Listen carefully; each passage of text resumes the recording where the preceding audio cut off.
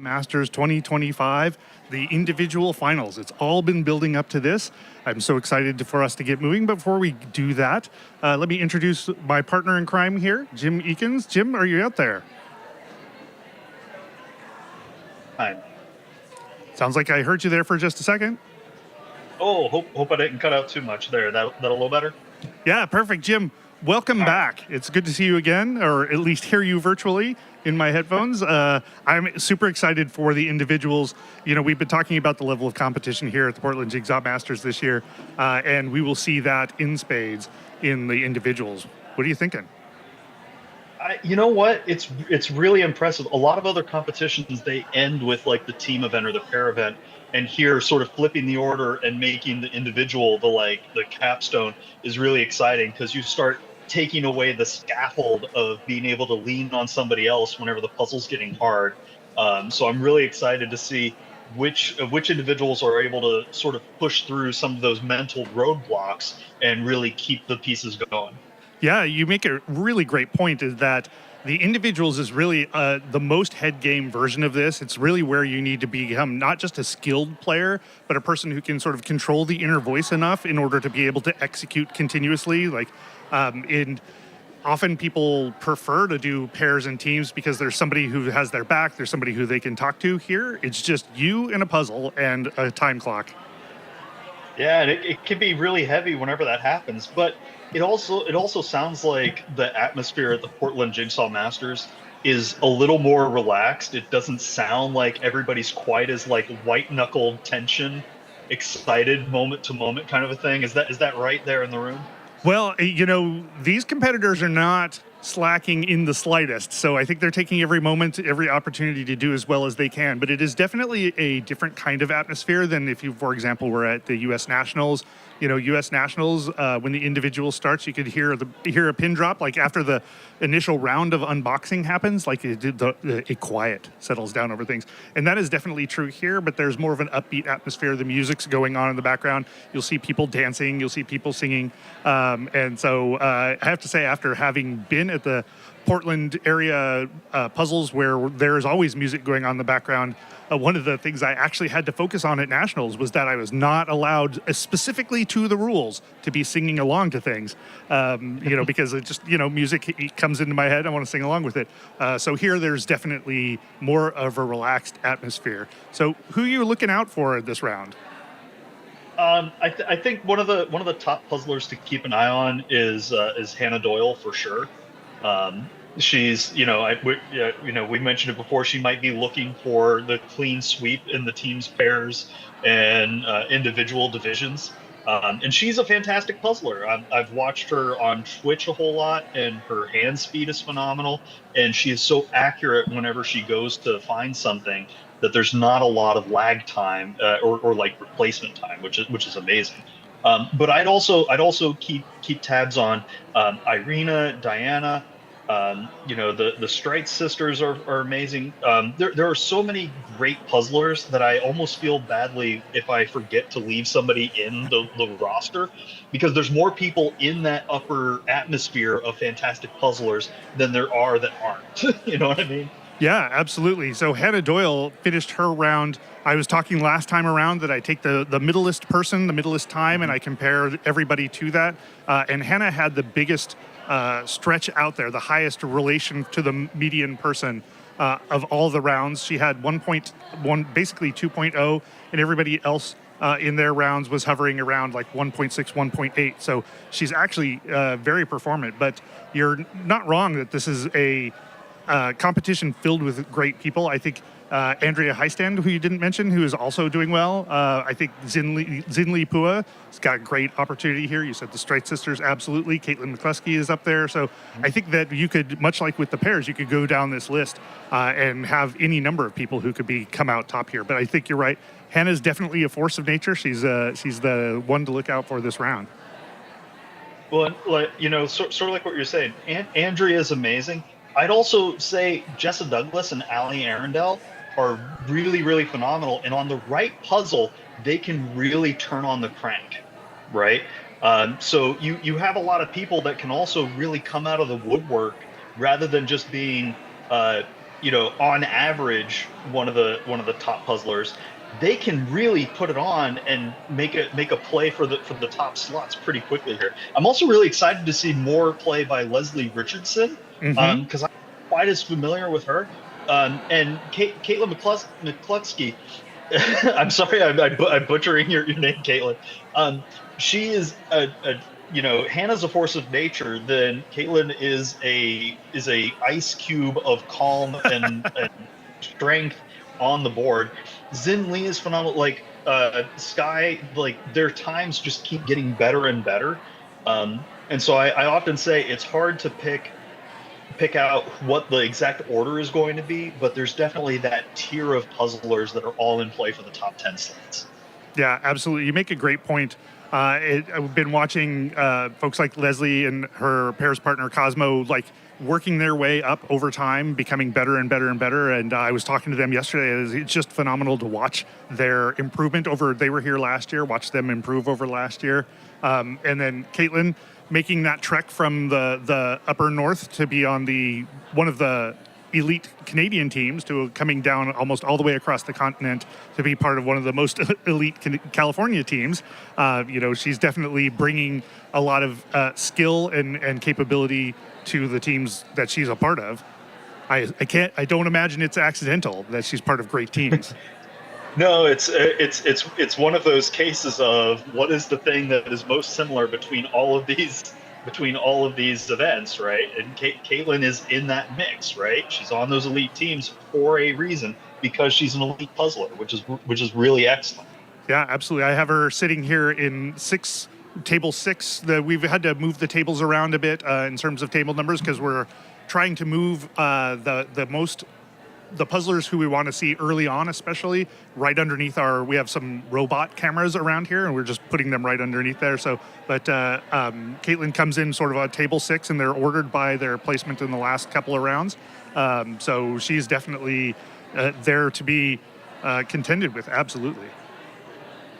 Yeah, and I know at home a lot of people are watching and they're rooting for their friends or family that are competing in this. I want to hear them in the chat, like cheer for these people, root them on. We also want to see them. I know that the camera folks are doing the best they can to like see everybody at Okay, different about times. 3 minutes to go. 3 minutes. So let's try and find our tables, and we want to get started on time. And I can only imagine how excited some people get whenever they hear that initial hit of the countdown to 3 minutes. That like, do I stand? Do I sit? What are these things at the end of my arms? Those couple of minutes as you try to like get into a calm zone. That's right. Get back into my body. Here. Yeah. When Lane announced 3 minutes, it got noticeably calmer here in the room, or noticeably quieter in any case. Yeah, that brief moment of, oh, it's happening. So I'm hoping that people can reach into a calm place and do a puzzle the same way they've done it before hundreds of times, maybe just a little faster. Right. We got a Cobble Hill 500 as the finishing puzzle here. It'll be interesting to see what it is they have in store for us. We'll have the folks from Cobble Hill come in about 5 minutes after the round gets going to tell us a little bit more about this puzzle. So I'm excited to hear what they busted out for this and maybe what they were thinking in terms of, did they decide they wanted to up the level of difficulty as we often see in later rounds of things? Or were they being kind, right? Like we saw a couple of back-to-back collages. Is this another one from the collage campaign, or is this going to be totally out of left field, right? Left field, right, or center field? Who knows? Everybody. But we'll see what happens, and I'm excited. Find your table. We'll get about 30 seconds of getting started. Yeah, we're particularly lucky, I think, in this competition, in that I believe every puzzle that has been here is unreleased. And that is, to me, such a game changer, because what it allows is us to see everybody on a level playing field. Nobody's run into these puzzles. Nobody's done them a lot. And so we see what people's out-of-the-box skill is. And that's one of my favorite things. Is I love competitive jigsaw puzzling for the sort of surprise reaction and shift of focus that people have to do once they open the box. All right, well, let's go see what Lane has to say. Welcome to the premier event of the 2025 Portland Jigsaw Masters.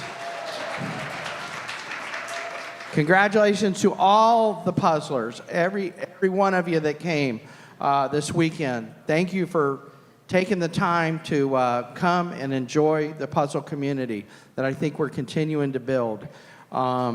It's exciting. This is the 50 best puzzlers, and it's going to be really interesting to see how fast can we put this Cobble Hill 500-piece puzzle together. One of the things that is going to be, we started this year, is the fact that the winner this year will receive, can I have one of y'all maybe hold this up? Wow. Okay. Well, anyway, it's a beautiful cardigan sweater from Dehan 1920. Very. If you notice on the other side, okay, there's nothing on the back. This year, what we did is decided that we were going to give away the cardigan sweater for moving forward for every winner every year. Last year was our first year, and we did not do this, so we decided to go back. And if you can see on there, it says PJM 2024. Our winner last year was Kathy Reuter, and she will receive this next week. We'll send it to her, and the winner this year will also be able to come up, and we'll be able to get your size and then get your sweater to you. So that's a big, hopefully, prize that everybody can. Everybody in this whole room has an opportunity at right now. Okay, few things. Number one, without our sponsors, we don't have this event. And I want to go through one more time, everybody. Completing the puzzle, yes. Goodway Puzzles back in the back in Puzzle Warehouse. La Paz Puzzle is a great sponsor. Aurora Puzzles, we love having them. New one, Good World Puzzles over here. We also have Paul Lockhart is one of the artists. And Preserve My Puzzles, all the way from Brooklyn, New York. Of course, the big sponsor is Cobble Hill Puzzles and Portland Puzzle Company. Well deserved, well deserved. I would like to bring up Linda one last time, and she has a few words for each of you.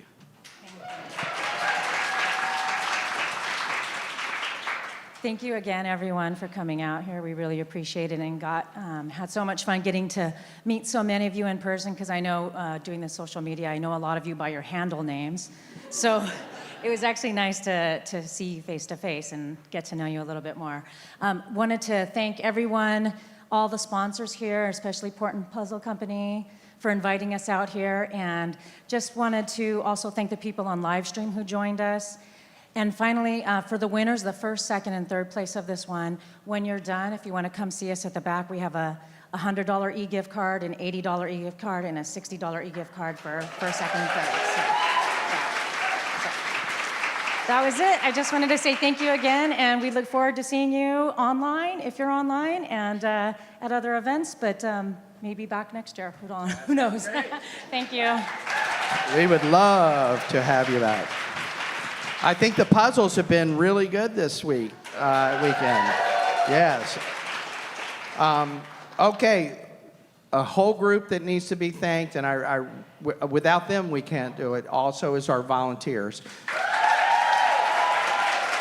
They do this for nothing, and they're here before I get here, and they go home late, and they do a fantastic job. We thank you. All right, everybody knows the rules, so I don't think there's anything to add to that. After this, we're going to have our award ceremony. It'll go pretty quick, and we also have our raffle that we want to make sure that we get as much money as we can for ALS. Very important. I think we're about ready to go. If you guys are. All right, so let's do a countdown and let's get going. Stand by. Ready. All right, 5, 4, 3, 2, 1. Let's go.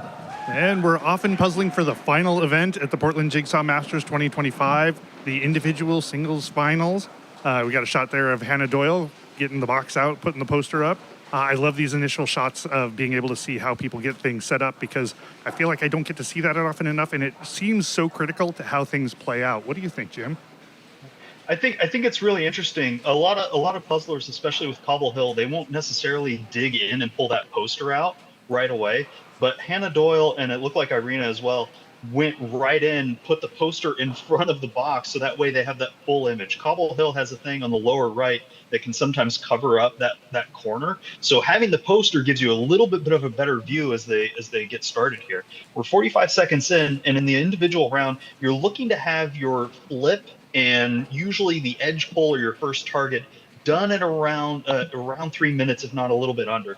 You can see Andrea also pulling out the poster and using that off to the side at a little bit of an angle. I'm curious if she's going to build sideways or if she's going to move things around a little bit. Yeah, so it looks like we have an image of a diner. There's a lot of great food in here that I would 100% eat. Pies, burgers, fries, eggs and bacon, et cetera, et cetera. It's definitely got an old sort of illustration style to it, especially there's a comic kind of thing in the upper left-hand corner.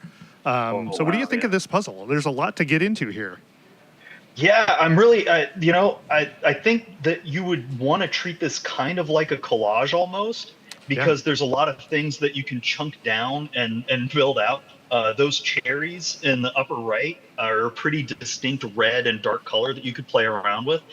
Similar with like the eggs and bacon. I wonder if people are going to get sucked into doing some of the text early on, because those dark sections of text, you might be able to break that up into like the black and pink background text versus some of the thought bubble ones.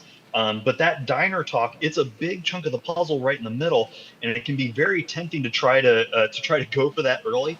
But whenever the text is kind of bigger than the piece itself, it can be a little tricky to figure out exactly the orientation, and you get a kind of an abstract feel for it. So there's going to be a lot of different angles that people are going to approach this one. I loved watching Caitlin McCluskey there doing the flip into her hand. So we were talking about that when Jessa was on. She did the flip the piece and then holds that in her hand. So basically flips it into her hand and has a stack of them and moves the stack occasionally, which is a great way of saving moving back and forth if you're doing a lot of edge gathering on your way around. Absolutely. We tell people that every time you touch a piece, it's about a half a second. So the more you can cut down on extra touches, extra transfers, the more time you're going to save over the course of a full 500 pieces. It doesn't seem like a lot, but whenever you add them up, you can easily get an extra 2 minutes on your time just by having a few extra transfers and touches. We saw Beatrice Endler doing the chaos method yesterday, where she was not doing any flipping at all and just going with the pieces upright. She said that she was trying. She heard on the live stream how Davey Black was doing that puzzle and wanted to give it a try herself. Turns out not a fit for her. Yeah, and that's A-okay. A lot of times you test things out to see what's going to work for you and what's not. I think that kind of chaos flip is really interesting, and there might be something to it. The trade-off, though, is do you lose time digging through the pieces just to get the one that are face up versus just flipping as you go and placing from there and doing kind of a big sort up front. I think it's a lot of testing, but you can see Sky here almost done with her flip. It looks like I think she did an edge pull. Yeah, and the Cobble Hills, because of their size, doing a full border on the edge can mean that means that it's taking up a lot of space. But because these competitors have a full table, you're not so worried about the constraint on that. I feel like there's a lot more information in the edges of this puzzle than we've seen in a lot of the other puzzles of this round. So this is one where I actually think that there might be some value in standing up the edge if that's a default you have. And I know that sometimes people have defaults of working on an edge, but then the puzzle doesn't suggest it, so they go to a different approach. So if you're an edge first person, that feels like the kind of thing that you might do here. Yeah, it's also an edge where you can chunk it down quite a bit, like you were saying, Rob. Like there's that picnic table in the lower bottom that has that red and white squares. You can pull those parts out of the edge, build that really quickly. Or like the upper left hand corner, which is that sort of off red, or the upper right, which is that bright pink. You can break that border down in such a way that it becomes more, you're working with, 8 to 15 pieces at a time rather than doing the full 86 the entire way around. We've got a guest coming here to the table. Go ahead and put your headphones on and scooch right on up there. All right. Hello. Welcome back, Allegra from Cobble Hill. Thank you. So tell us a little bit about what we're seeing here. Okay. Well, before I do that, I just want to take a moment to say thank you. And Make sure you speak nice and loud. Oh, I want people thank to hear you. Thank you. I don't want that to get missed. That's right. I've been busy promoting our puzzles at the back, and last night I finally had an opportunity to listen to the live stream, and I just want to say that you are a lovely and generous host, and I really appreciate, the platform you provide for this passionate puzzle community. Well, it's very kind of you to say. We really enjoy the fact that Cobble Hill is definitely very engaged and that you're willing to come up and tell us about it. We really enjoy understanding what the puzzle, like how the puzzle comes together, what its intent is. So you guys have been great partners as well. Thank you. It's all about understanding because, just as many puzzlers spend their lives in their own homes doing their puzzle hobby, I spend my life in front of my computer. And so it's lovely to get out here and see it in action and meet people and hear, their feedback. Positive for the most part, which is awesome, or Are you negative. getting a lot of good feedback this round? It's been so lovely. For this puzzle, I don't know. Well, I mean, we'll find I out. meant the entire competition, yeah. Yes, the feedback has been lovely, but I also want to say publicly, it's okay to have negative feelings and to share those too, because otherwise I'll never learn, right? So please feel free to express your true feelings. Don't be polite. Excellent. I just want to tell you that you may hear a voice in your head. That is not just the regular voices that you might have in your head, but Jim Eakins is joining us remotely. Okay. So if you hear a sudden burst of questions coming from inside the headphones, that's where that's coming from. So tell us Understood. a little bit about this one. Okay, so this is Diner Talk, and I created this puzzle. It's beautiful. I love it. I'd had like vintage diner on my list of, things for years, and I just wasn't quite figuring out the angle. I always need like a hook that gets me excited if I'm going to create a puzzle. Otherwise, Sure. I might as well just license it. How many puzzles have you yourself created? I don't know. Tens, hundreds, millions? It's got to be over 50. Okay. Yeah. And do you enjoy them? How much over 50? I don't know. But I've been at it since about 2011 is when I started doing the photo shoots, and then I moved into doing more digital. I do pretty much if you see like a fake quilt in our line, that's pretty much my work. And then we do these like photo collage or cobbling of elements together, be it public domain or what have you. And I do a lot of that as well. Or I have a staff of 2 designers that I also give assignments to, and we create a lot of work in-house. Something that may not be publicly known is that Cobble Hill is actually an offshoot of a parent company called Outset Media, and that's a board game company, and it's the parent company, and I was actually hired to work for Outset and develop our games. So I wear more than one hat, and half my time is taken up with making sure our game company is also doing well. So for Cobble Hill, it's important to me to have an opportunity to create art so that we have a distinct voice in the puzzle market, because I love working with our artists, and we will always be working with artists and trying to promote artists and find new artists and give them their introduction to the puzzle market. That always gets me very excited. But if everyone's using the same artists, then everyone's puzzle line starts to look very similar. Sure, yeah. So it's important for me to try and keep about 20% of our titles something that we personally created because we didn't see it on the puzzle market. So yes, back to Diner Talk. Okay, so I remember watching like an old black and white movie, and they had the jargon and that like quick patter back and forth. And there was a diner scene, and it was all like eggs sunny side up and cup of Joe and all that kind of stuff. And I thought that was so fun, and I was like, how do I use that in a puzzle?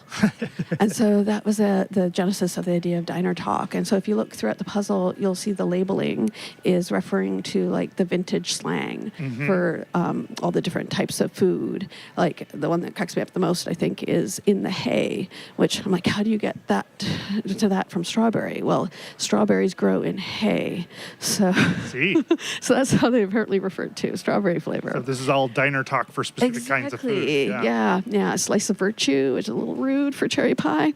And, of course, we all know Coca-Cola based in Atlanta. So if you ordered the Atlanta special, you were ordering a Coca-Cola. And so there's all these little type references worked into that vintage diner. My favorite's also the salt and pepper. You got like, they're called the twins, or the Mike and Ike, or apparently sea dust and sneeze, which is... That's not generally a thing that I would be going and asking for in that case. Right? Please don't sneeze on my food. So how did you put this one together?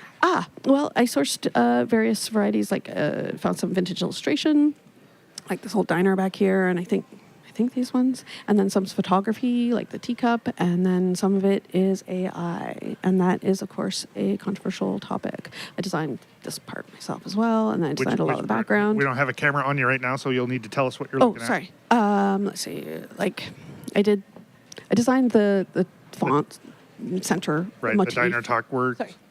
It's okay? Are you on? Hey, Linda, do you have something you want to say? No. Linda from Cobble Hill also joining us up here at the Yes. table. Hi, Linda. Hi. If Linda had her way, we would never produce an AI puzzle because she has very strong feelings about that. But as a creative person with a graphic design background, it's just so much fun to be able to create things with AI. And it allows us to create images that we really couldn't afford to create in any other way. So, if we were to do something like I did a 50 states bird puzzle, well, to commission an artist to do 50 illustrations, I could not pay them enough for that to be worth their time. Sure. Right? Yeah. But, and of course, states are weird shapes too. So it's that the kind of project that's perfect for AI as far as I'm concerned. And I'm not taking a job away from an artist there. That's just me and my personal project. And if I had time, I would draw those birds myself. Right? But the AI allows me to generate and get my ideas out there faster. So do you use AI to generate specific elements and then you bring them together in a completed whole? Yeah, and then we try to fix them because the AI doesn't always know what it's doing. So, we have to erase weird things and doctor it a bit and boost the color and do whatever we can to make it better. Yeah. Great. So Do you find that you get pushback from puzzlers whenever they know that there's AI in a puzzle? Yes, but I can speak to that. Yes, Linda can definitely speak to that because Linda is our complaints department. And she will tell you, though, that we are working very hard to be transparent. Yes. And I just want to point out, since I have the box in hand, that if you are looking to purchase a It's not on Cobble camera, Hill, though. okay. you can see some of it Most people in are. Jess's I shot think here. you're familiar with our boxes. The point is to look at the bottom side where the barcode is, okay? And that is where we put extra information. It's on that side, and you will always find a line that says, "This image created with the assistance of AI." So even if it's just a small component, like you guys did Country Truck, and we had difficulty finding enough background, so we did use AI to create some of the components in that image, you will find that down at the bottom. So if that is a hard line for you, we just want you to be able to make informed decisions. And I'll let Linda speak to what we do on the website in that regard. So we are mainly a wholesale company, and so we do like it when our puzzlers support companies like Puzzle Warehouse and you buy directly from your retailer. But if you are buying online at cobblehillpuzzles.com, we do have a tab on our website for each product. If it's AI assisted, there will be a tab there that says AI assistance and it speaks to it. And we're looking for other ways to be more transparent on our website so that you can actually know whether or not you want to purchase the puzzle or not. So it is our ultimate goal to really satisfy everyone. So if you do message us on Instagram or Facebook and just let us know your thoughts on it, we definitely appreciate it. We'll hear you, and we will do everything we can to make sure that you have that choice and it's very apparent to you. And we do really want to be clear that We are not attempting to cheap out. All right. I mean, I feel. I hope that you always find that Cobble Hill focuses on quality images, quality materials, and so we're not looking to cut our costs by not employing artists anymore. That is definitely not the intention. But I consider myself a creator, and I'm going to get philosophical with you. I feel that with the AI issue, that there is not enough language. So we always talk about art and artists, and I don't really label myself an artist because I'm not looking to share my vision of society or something. I just like to create things that are fun and pretty and interesting. So I'm an illustrator, I'm a graphic designer. And so for me, this is just the same as like choosing a typeface, choosing an illustration, sourcing public domain art. This is just another source of visual ephemera that I can use to create something interesting and hopefully enjoyable for our puzzlers. But it will continue to work with artists and find new artists, and yeah. Yeah, I love that you guys are making it transparent. I know that it's a ongoing discussion about the use of AI, and people have a lot of opinions. And honestly, I'm right in the middle of all of those opinions. I believe there's some value in it, and I believe there's places that we need to be concerned. But I also love that you guys are making a decision, and you're making it transparent so people can put their money where they want to support things. And That's so right. they're like, I'm really against AI. I have some strong opinions about what the impact of that is on the artist community. Great. Here's a line of puzzles that we explicitly employ artists to create. And if that's not a concern for you, then you can make different choices. So I appreciate that you guys are making that transparent and available. Thank you. Thank you. Cool. Well, thanks for coming up and talking about the puzzle and a little bit about what you Anytime. guys have going on and the AI use of it. That was fascinating. I'm Thank sorry, I didn't you. actually spend too much time talking about the puzzle, but let me know if there's any questions. Okay. And I do want to say thank you for having us up here to be able to talk about it. You've done an excellent job all weekend, and we appreciate it, and your podcast. So thank you. Thank you. No, I've really enjoyed the fact that you guys have come up and give us some insight into what's going on with the puzzles, and it really helps me understand the choices that you make, and it helps understand how the puzzlers should be approaching things. So I appreciate you guys taking your time to come up here. Thank Thank you very you. much. Okay. Really Always cool love- to hear the insights from the Cobble Hill folks This is for about you. the puzzle and what they're doing, and it's really, really excellent. Yeah, and I always enjoy more insights into the puzzle as we see Chloe here from Dolores Park Puzzlers / Girls in STEM. Looks like she's got a good amount of the frame getting set up, working through the middle. What have you been seeing while we've been chatting with Cobble Hill going on out there in the field? Yeah, I think a lot of people decided to go border first, and I think that's a solid choice on this one. Like you were saying, Rob, it can be pretty chunky, so you can break it down easily and then branch out from the branch in rather from the outside in towards the center. Jess Douglas is doing a great job there. A lot of people ended up going for that center diner word, and there's kind Just of a like you pile said. yeah, there's kind of a center pile there, and some of them got it together pretty quickly, and some of them it's still kind of sitting there. So I think a little bit of that abstract look may have tripped a few people up. The hope is that even though it may not be together, they'll be able to box it in later by working on some other projects. They just got to jump around a little bit. But I think this might be one of those deceptively tricky puzzles where you think it looks pretty easy, and then once you're in it, some of the colors are the same and some of the textures are a little similar. I'm thinking that we might see a finish around 41, 42 minutes. I'm hoping that I'm very wrong and there's people way faster than that, but that's my guess right now. So you're thinking that like a really much faster than that would be upper 30s? Yeah, I think if somebody was really blitzing it, we might see a 38 in here. And remind me, I always love the fact that you have this always top of mind. When you do the border, what you're doing is you're getting a lot of pieces out of the way. The border accounts for a good chunk of the puzzle. How much of the puzzle does it account for? It is 86 pieces, good sir. But that's on a standard cut. Whenever you get into the Cobble Hill, sometimes it can be a little different because you have those tiny little trapezoid pieces with the extra knobs on them, and so that can throw the count out a little bit. But usually you're sitting around 86 pieces on these 500. So if you see that full border, you have a pretty decent chunk of the puzzle already knocked out, about 10 to 12%. And you can see right here, this puzzler, I can't see the name, doing a little bit more of that collage style work where they did the top of that burger and the outline of that blue plate. I think that's a really good call, and we'll probably see other puzzlers do that as well because that color sticks out compared to a lot of the other browns and reds that are in here. They also sorted that diner word, and it looks like they pulled it but didn't work on it. And I think it's good to point out the difference between a sort and a pull. A Hmm. sort is whenever you grab those pieces, set them aside, and you don't necessarily work on them immediately. Whereas a pull is I am pulling these pieces because I want to build it right now. Right. That was Diana Jaffe we were looking at just a second ago, and one of the first concepts that I learned about when I'm thinking about trying to improve my competitive puzzling, I learned about from Becca Taylor, who was mentioned that like the goal is to reduce the information you have to work with, and so pulling that sign out, which is easy to spot. Like we're looking over here overhead at this puzzle, and you can just see in the pile all of the pieces of that. It's easy to spot, but hard to assemble. So get it up, get it out of the way, and that allows other things to surface in your perspective. Because the more noise there is, the harder it is to spot different collections of pieces. So if you can get something all the way out of that, then suddenly other things just sort of rise to the surface in your awareness. So I think this is Andrea Hyland, by the way.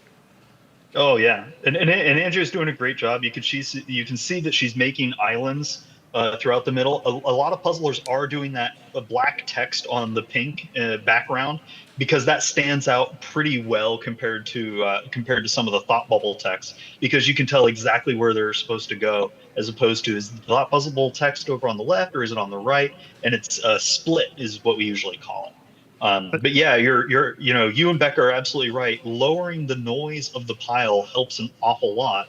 The trade-off is how much sorting are you doing, and how many times are you touching the pieces before they go in, right? And that's the trade-off of puzzling is you can lower the noise by absolutely. doing more sorting, but that's also extra touches. So the more you can break down those big parts of the image, the faster you're going to be able to go once you get in there. That was Andrea Heistand, by the way. I said Highland. When I go off the cuff and just go randomly, then things go chaotically really fast. So you see, here's Beatrice taking a more ordered than I would say is normal for her approach to things, and she's pulled those neon sign parts out. Yeah, I think that it is definitely a trade-off as to what works for you. Because if you can reduce the noise, that means that you can pick those other things up faster. And so that half a second, maybe twice even per piece overhead that you get from picking those out, maybe accounted for by your ability to go just that much faster with the rest of the pieces. Absolutely.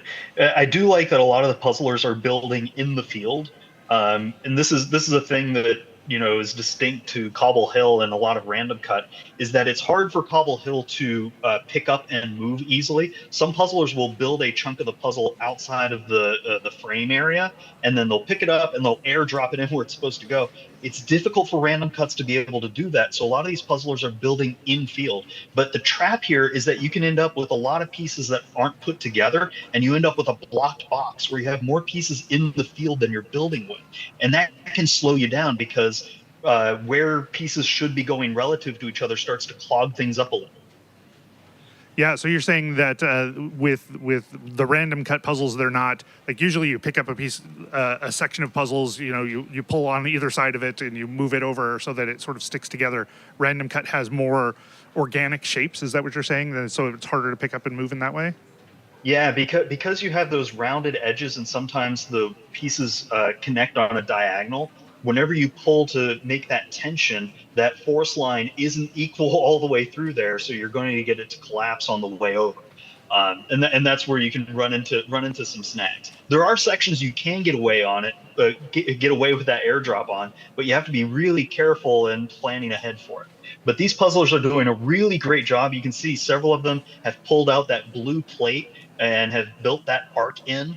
A lot of them have the border squared away at this stage, and we're almost 24 minutes, and they're making excellent progress in here. I think this is definitely the tricky puzzle of the bunch for the Portland Jigsaw Masters here.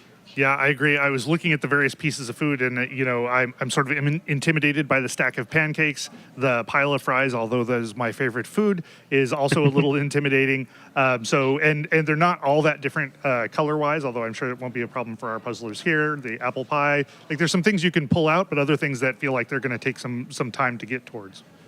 Yeah, I think those pancakes and the apple pie and even that glass of Coke, I think it is, Hmm. all look very similar color-wise in that pile when they're all sitting there. So that may be one of the things that comes in a little later as the noise of the pile goes down and the probability of being able to say, I can see the lines of the dark versus the light part of this pancake a little bit easier. And distinguish that from like the ice chunks or the flat part of that piece of pie. Yeah, we really haven't seen anybody take any kind of real sort approach to things beyond just pulling that sign. I'm looking around the room and I don't really see any kind of sorting going on at all. So, it would be maybe something I would consider doing, which is again why I'm here and not down there, is pulling out like the fries, which you might be able to recognize the texture of and just get them up and out. I get the sign up and out, maybe even the pancakes up and out, and that way you can be working on the other things that maybe are easier to spot once you're seeing like the toast maybe will stand out a little bit more when you're not competing with a bunch of other things. Yeah, and it's going to be tricky. You're going to see a lot of people knocking out everything but those colors that are brown. I'm going to be kind of excited to see if any, I'm always interested if people go for the really dark black pieces, because there's usually a fear of it. If something's dark, it might be the line of something else. You can actually see Jessa here. She did that dark chunk over on the left hand side. Yeah. Those dark pieces, pulled them out, sunk them in real quick, and that lowers the noise of the whole pile. It's really excellent stuff. Somebody in the comments mentioned that Jessa is barefoot, and we just got a chance to see that here on the camera, which I think speaks to the relaxed atmosphere of the Portland Jigsaw Masters. So if you like to be able to puzzle a little more casually, a little more friendly atmosphere with the music going on in the background, this may be the event for you. Yeah, you can do a puzzle and be barefoot Conjessa. Barefoot Conjessa. Absolutely. Well done. Man. But she is making really great work of this. That lower left hand side with those eggs is built out. She's bouncing around a little bit here. It looks like she went for the waffles. You couldn't see that stack of waffles just on the box itself. Yeah. And that would usually trip people up if they weren't using the poster. But Jessen pulled those, got them in really quick. That burger's in. I think she might be a little over 50% of the way done with this puzzle. And I really like how there's a lot of room from the outside towards the middle to build in. And that's going to help her out a lot and really be able to use the shape of these pieces on the Cobble Hill in order to finish up. Right. She's doing a lot of what I hear you talking about on the Euro Jigsaw Jam. She's creating some islands and sort of building out from there. Anything that you can get put together is an opportunity for each new piece to find a home faster. So it's often like people might want to take some time and find some specific things to work on. But I'm always like, if you see a couple of pieces, put those couple of pieces together, because now you have more edges, more things that want friends puzzle wise to put your puzzle pieces into. Yeah, like I'm on the math side, so I think of it as it increases your probability of guessing right whenever you pick up a piece, right? Love that. Because you have less than 1% chance of picking up two random pieces and them going together. But the more pieces that you already have in place, the higher the chances are that you pick up one and you can tell where it goes. And that's often where you get that acceleration on the back half. We're coming up on the 28-minute mark, and I think that's is that Hannah Doyle there? It is. Okay, and it looks like Hannah has that full lower left-hand side and almost the whole left-hand side built out, and a lot of the stuff on the right top. I'm a little nervous about the islands in the middle not being locked in, but Hannah is really good at setting up islands imperfectly and then moving on. She doesn't let it be the case that it's perfect right out the gate and get hung up on, am I a centimeter awkward or am I tilted? She goes, this is sufficient for right now. I can clean it up later. Let me move on to the fast part. What was really great about the shot that we just had is that we had Hannah on the main, and then we had Caitlin down on the lower left-hand corner, teammates, and they had in some ways they had a lot of the same parts of the puzzle built out, but a lot of their middle was the inverted version. So Caitlin had the neon sign built out, the hamburger built out, and then Hannah had much more of like the edges building in from the edges built out. And I'm like, that's a sign of a great team where when you see them work individually, their strengths are the place they go to by default are in different places. Yeah, and you see Hannah there not waffling on doing that burger and just sandwich those two islands together in order to really make a solid connective lock on there. I love your pun game. You're doing a great job there as well. We like to eat and leave no crumbs on the pun table. I was talking to the Strite's mom earlier today.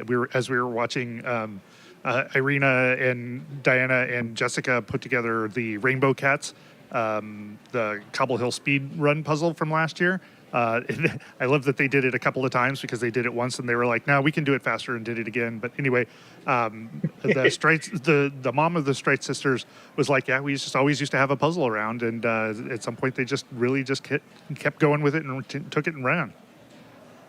It's like whatever you want your kids to do, just kind of leave it around the house and for them to pick up. That's what I do with spreadsheets. You just leave open Excel files in places. That's right. And occasionally you leave something wrong there, so as they walk by, they're like, that's not right. We can see Beatrice doing an excellent job here. Has that left-hand side almost squared away. It looks like she's branching in a little bit from those waffles. Everybody's shying away from the pancakes. I know it's flips a few people out to see all that brown, but they're going to start building in from there. At this stage, you kind of want to look at where you have your storage. Beatrice has that rainbow shape around her frame, and that's what can make it look a little more chaotic.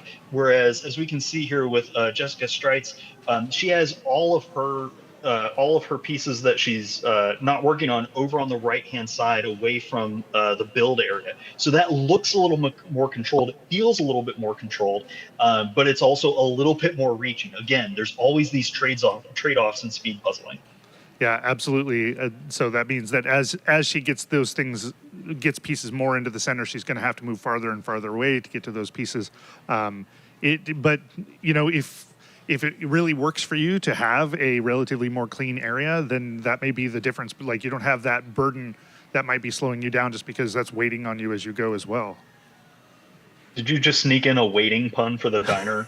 That was brilliant. I'm gonna claim that I own that. Oh man, we're coming up on almost 32 minutes here in the individual final of the Portland Jigsaw Masters, and this is not an easy puzzle by any stretch. You treat it kind of like a collage, but because there's so much overlap in some of the colors and where things sit, you can see a lot of the puzzlers slowing down after they get some of those very clean islands built out. There's Jessica, who was doing the Rainbow Cats speedrun puzzle earlier today.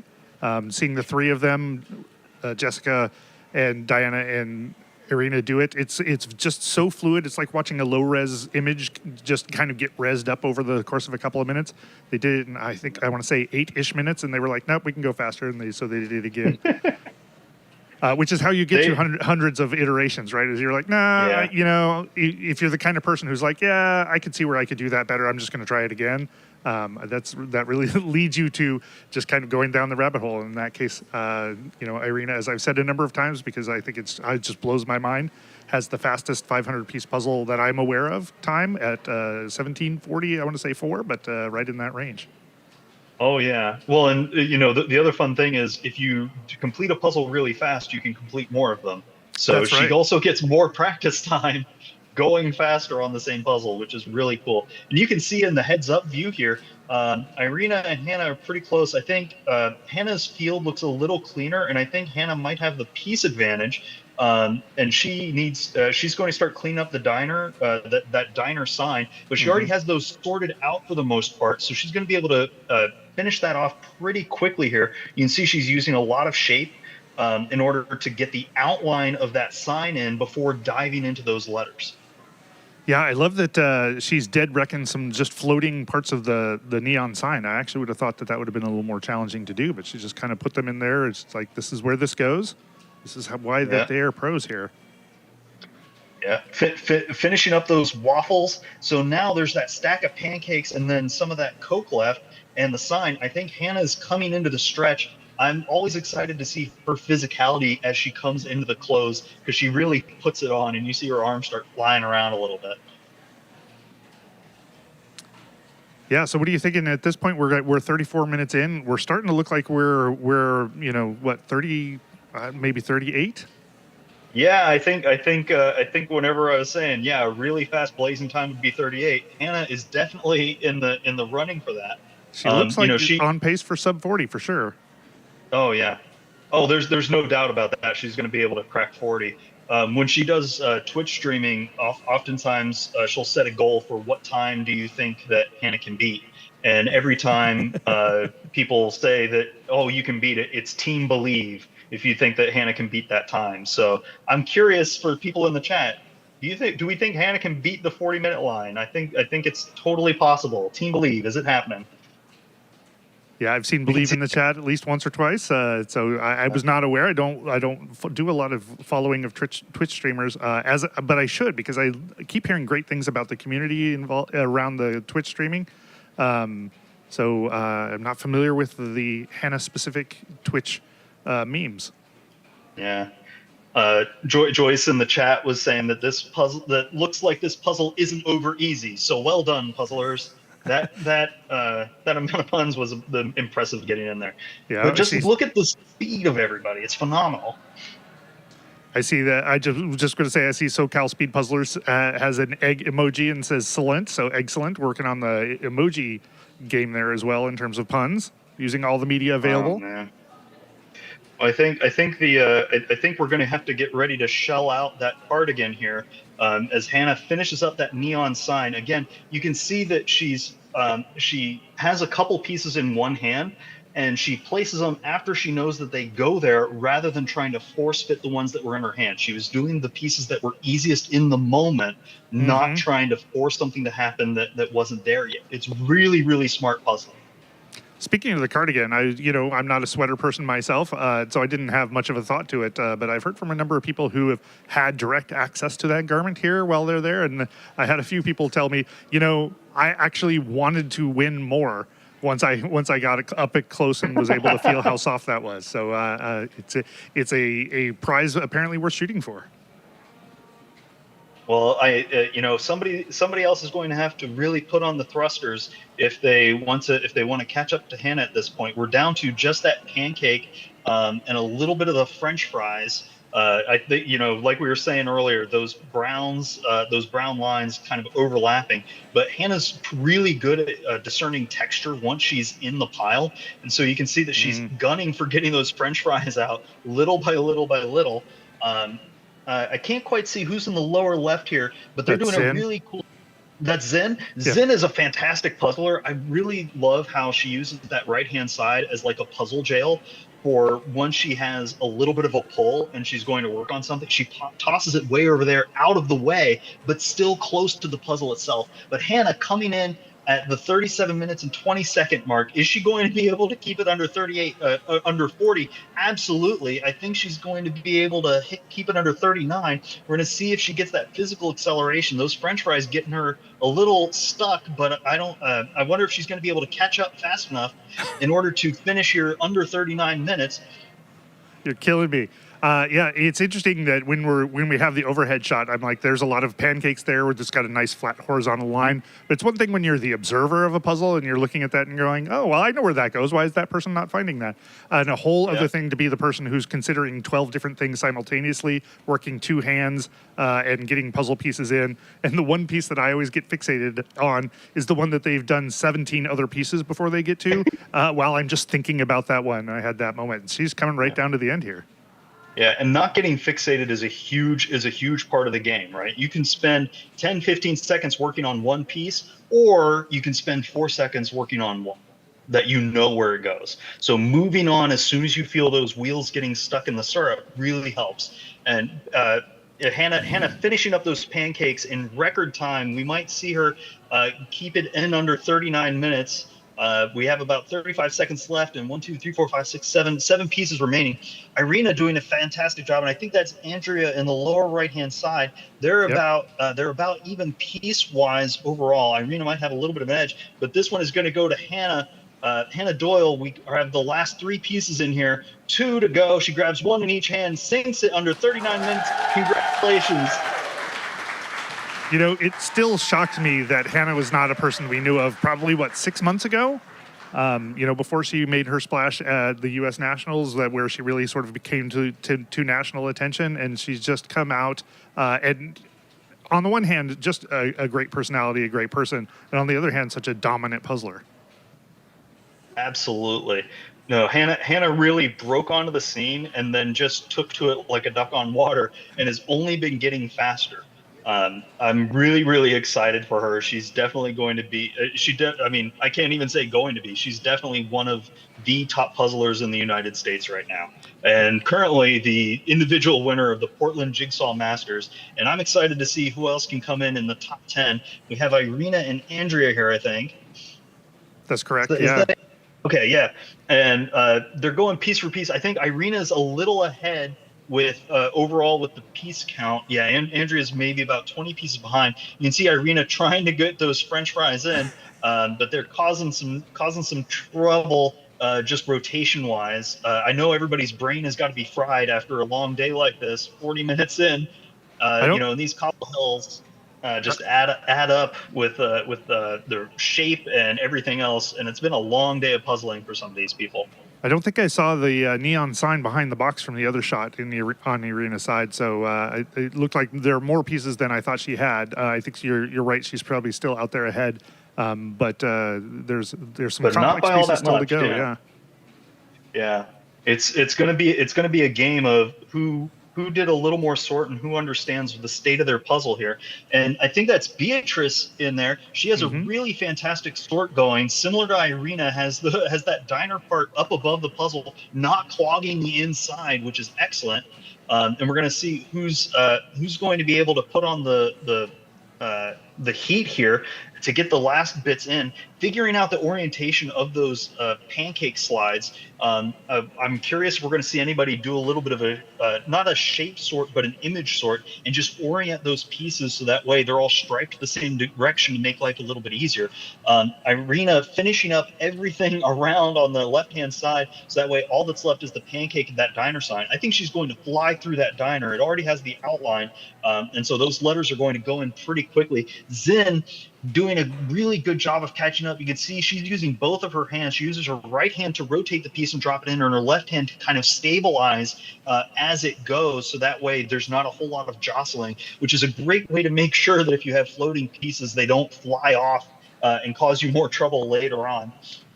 But Irina doing an excellent job here. You can see that she's using her right hand to fly around really quickly. Again, that left hand is kind of a stabilizer, cleaning up everything around the outside except for that diner sign. And then she's going to start diving into that. Does a big shift, trying to get them closer. Has some of those French fries pieces left. Over in the left-hand corner, you can see somebody did the diner sign first, and is now working outside around it, sort of making that anchor and then building out around. Hopefully they can make some really good progress here. Just Stripes has most of the diner sign, that whole left-hand side, and now we're just into the fries and the burger. Those starches causing trouble today. But I think Irina's coming into the final stretch here, just getting that neon sign down. It concerns me when good starches go bad and they cause people trouble like this. And that was Caitlin McCluskey we were seeing earlier. Oh, great.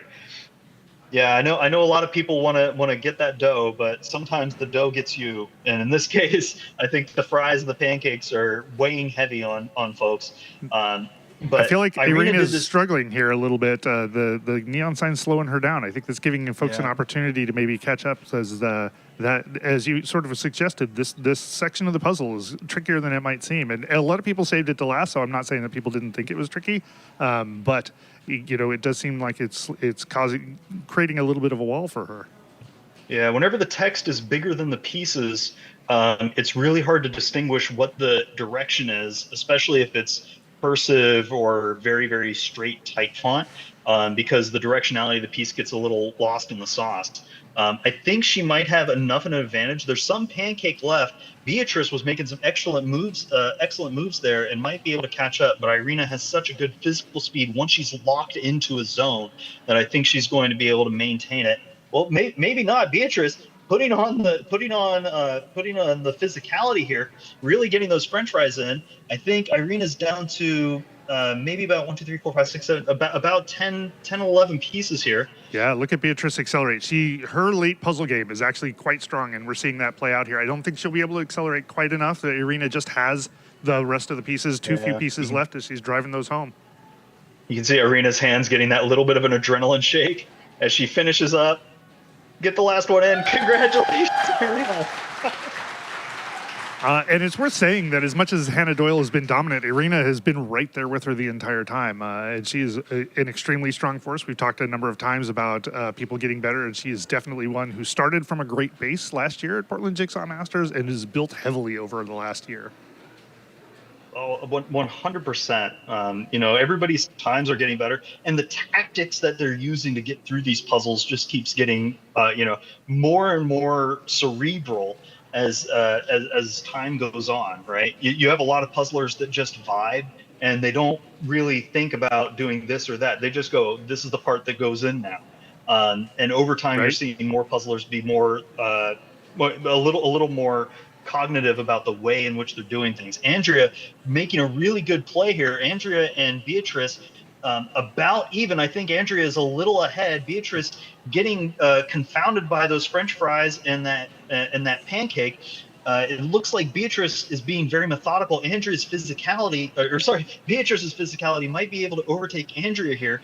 Andrea being very meticulous, making sure that each piece fits, sort of moving from one side to the other. You can see that because Andrea has her pieces on the left side, but they need to go on the right, she's making more travel space, while Beatrice is able to just use that right-hand side and sink them in. I think that might give her enough of an advantage in order to overtake here. Beatrice going, you can feel the excitement here. You can always tell whenever they know the camera's on them, because there's that little jolt of, I'm being watched. The Andrea, precision versus the speed here is really contrasting. It's what's driving it. Like, she's placing them every. Go ahead. They're both down to the last 4 pieces or so. Andrea down to about 4, and Beatrice overtakes. She's got a missing piece. Missing. There's a piece missing, and Andrea has the last 2 in her hands. Oh, there it is. Oh, it's right there on the table. It's right on the table. Andrea hits the button. Oh, is that not the piece? Oh no! I think it's a scrap or something. Andrea, congratulations, Andrea and Beatrice. I'm not sure what the breakdown is for a missing piece and the Portland Jigsaw Master, but this is a close finish here. I believe it is a standard 10-second penalty. Yeah. Oh wow! Yeah, it looks like she had an extra piece in there somewhere, and it looks like I love that Linda from Cobble Hill is coming here to do quality inspection. That was amazing. Unfortunate if it comes down to a missing piece, especially unfortunate if it's actually a manufacturing problem. Yeah, we'll have to take a close look at that. Zin coming into the final here. You can see that she has those French fries and pancakes to wrap up. Really like how she has those pieces close to the side she's working on. Yeah, she's having to just try them. Move on, try them, move on, try them, move on. With all the kind of chaotic lines in there, there's not a lot she can get her head into to grab onto. She's got that last couple of pieces. It looks like maybe she's got 2 in her hands. Got them driving home. Nice job. Good job, Portland. Portland's got 2 strong representatives in the top 5. Oh, that was amazing. Yeah, whenever Mari and I are coaching people, we say fail faster, right? Yes. Because you can get a piece in and test more. Just keep that physicality going, because you can make up time just trying faster. Congratulations, Diana. Nice job. Great job, Diana. A finish under 48. Again, we talk about people being fast. These are very fast puzzlers making this look easy. Not a lot of people can get a puzzle like this done in under an hour and a half, let alone 50 minutes. And you can see Allie Arundel coming into the finish here. I think we have the official time on here. Ooh, 2 They're seconds. going to say Andrea's at 46:18 and Beatrice at 46:20. 2 seconds. Yeah, and if that is a standard 10-second penalty applied, boy, you know, if Beatrice was only 8 seconds ahead of Andrea and finished, those 2 seconds got to be a little gut-wrenching, I imagine. Yeah. And congratulations to Tammy. Hey, Tammy McLeod. Fantastic finish. And then we got Sky coming to the end of hers. Oh, yeah. So many great puzzlers here. I really like how Sky was switching between standing and sitting, protecting her back, making sure that she still had the speed going. Great finish, Sky. What a strong finish. Those girls in Stemp, mind blown all the time. They do such a great job. Allie? Allie, let's go. Oh, are we a she's piece also down? missing. It could be anywhere. She's calling the time. I think she might still be looking for where it could be. Might get stuck under a poster. But congratulations, Allie. Oh, they found it. It was on the chair on the other side, we think. Oh, no. And she runs back over. Yeah, it just slid right off, and now she's got to sink those 2 pieces in. I Saves her a imagine her 20-second time- penalty. Oh, she had 2 pieces. I don't know if 2 or those 3, yeah. penalties stack or not. Okay. Like, actually don't know. I know that some competitions they do, some competitions they don't. So joining me at the announcing table, we have, returning for the last time, a now friend of the table, constant companion. She's got some furniture moved in here. Welcome back, Hannah. How are you? I'm good. How are you? I'm doing amazing because I just got to watch some incredible speed puzzling. Tell me about this puzzle. Oh, it was really fun. I feel like it played to my strengths probably because I like to do a lot of stuff at the same time. Yeah. So, like, I was really pleased when I saw the image, and I started with the edge, and then it was just kind of like trying to figure out what the next easiest thing was the whole time. What were some of the things that you knocked out early, and what were some of the things that you didn't want to tackle until later? Okay, I didn't want to do the, like, text in the very center because it was big enough that it just looked like lines. Yeah. I think I did like the cherry pie, the green little thing, and then these little scenes like at the top. There's a picture, like a postcard of a diner. Yeah, like a mini picture. Those are easier to pick out because like the details are much smaller on the pieces than like the larger objects. And then yeah, the plates were nice because they have different lines going around the border, so you can tell them apart. We saw a lot of pretty plates easily. get stood up pretty fast in this. Yeah. And it had some text on this one, which makes it super easy. So yeah, that was kind of how I went about it. So once you came around to like the fries and the pancakes, Yeah. do those come together pretty fast? Yeah, that was like the very, very end. And at that point, at least I had like stuff closing them in. Right. And then the piece shape became really helpful, especially because Cobble Hill has such unique piece shapes. So that was mostly what I was going off of at the end. Like I couldn't really tell the fried and pancake pieces apart just on their own. Yes, for such a tasty food, it looked like it was going to be very challenging to approach. So it was immediately concerning. Exactly, yeah, making me hungry. So Jim, any questions? Yeah, there's a lot of people in here wondering what is Hannah's playlist while you're doing the speed puzzle. And I know you get that a whole bunch. You might want to like write it down somewhere for everybody. yeah, I was using the same playlist I use in the prelim round. I just shuffle it. I think it's like 3 hours long, so I get like a different selection of music every time. My starting song was "Hungry Like the Wolf," and Nice. it I actually like that was you very start with fitting. classics. Yes. Yeah, that was unintentional, but I don't remember what song was playing at the end, though. I'd have to check. So you won the teams. Your team won the teams. You won the pairs, and you've now won the individuals. Congratulations on a clean sweep here. I feel like we need to give you a broom. This is not your first clean sweep, I'm coming to understand. How did this feel to be able to take all 3 of these down? Oh, yeah, it's really, it's just exciting. There are a lot of really formidable speed puzzling opponents here, so I feel proud, and it was just a really fun weekend overall. We were talking about how a year ago your name was not in anybody's brain particularly. And then you just sort of, my first real shot at you was seeing you at Nationals sort of burst onto the scene. A year ago, was Hannah Doyle looking forward? Would this be the kind of thing that was even in your brain? Like, were you shooting for this, or was this just a total surprise? Well, I wasn't speed puzzling yet at this point a year ago, but I started in August, so we're almost there.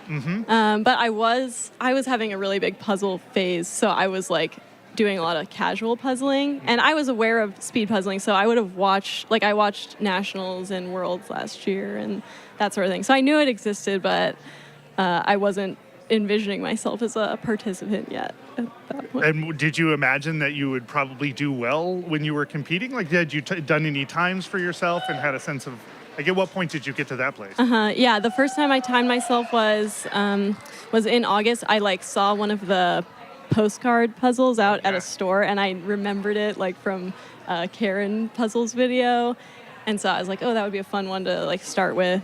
I think it took an hour and 9 minutes, and then I like looked up the results, and I was like, that's like decent. So, and it was just really fun too. So I just kept going. And I feel like if you had done the postcard puzzle now without having seen it for the first time, an hour and 9 minutes would be pretty far away. So what made that difference over such a short amount of time? How can we all learn to compete with you? oh man, the first time when I did that puzzle, I really had no idea what to do, and I was like, I thought that speed puzzling, you would just be like moving your hands really fast the whole time.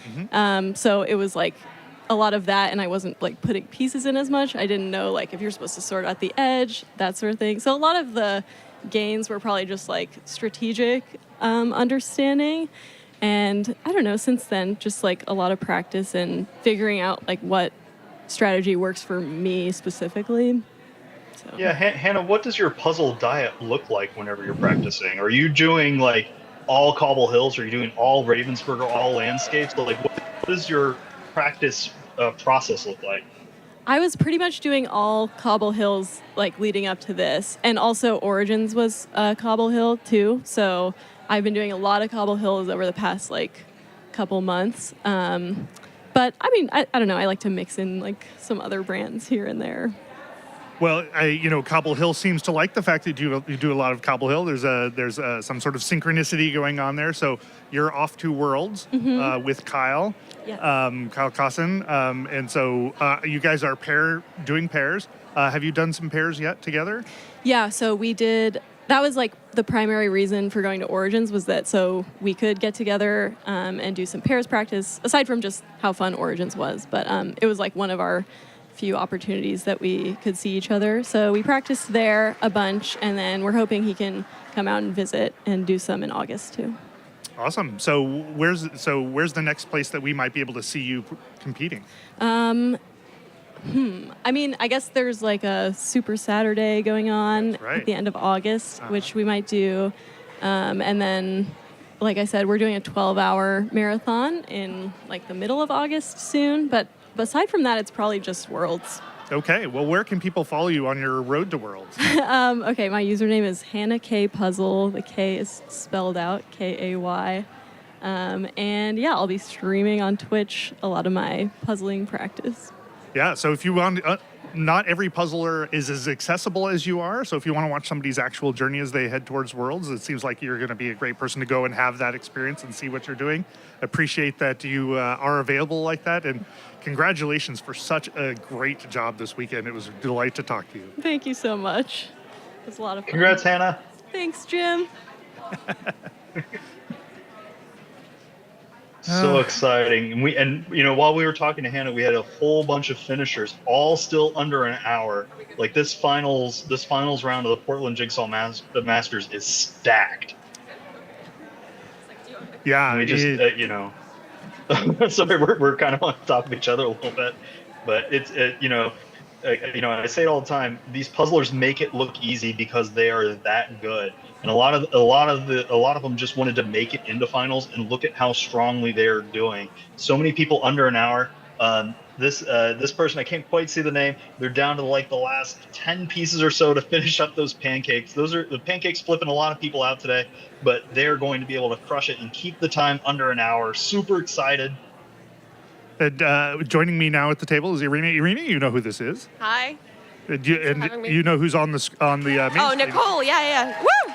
So tell us Yeah, really quick, since we're looking at her, why do you know Nicole? Nicole was also doing, well, it went really intense on the speed run for the Rainbow Cats, and she came third in the Rainbow Cats run. And she was one of the ones that were like, we were egging each other on, and it was really fun. So we actually met for the first time this weekend and ended up doing the Rainbow Cats run together a couple times. I was going to say, how many times did you guys done it this weekend? 4, I think. 4 times. Yeah, I was telling him earlier that it was fun to watch you guys do the puzzle and then be like, I think we can do it faster. We're just going to reset. Yeah, I mean, it takes us a couple of minutes this time. So what did you think of this puzzle? I loved it. I loved it a lot. What did you love about it? It's kind of, I'm good. I like busy puzzles. I think like it kind of works towards my strong suits, I think. And then like it's just so colorful. So like there's a lot of things you can kind of pick up, but a lot of like murky things that you have to fit in, and just like it flowed pretty well for me, I think.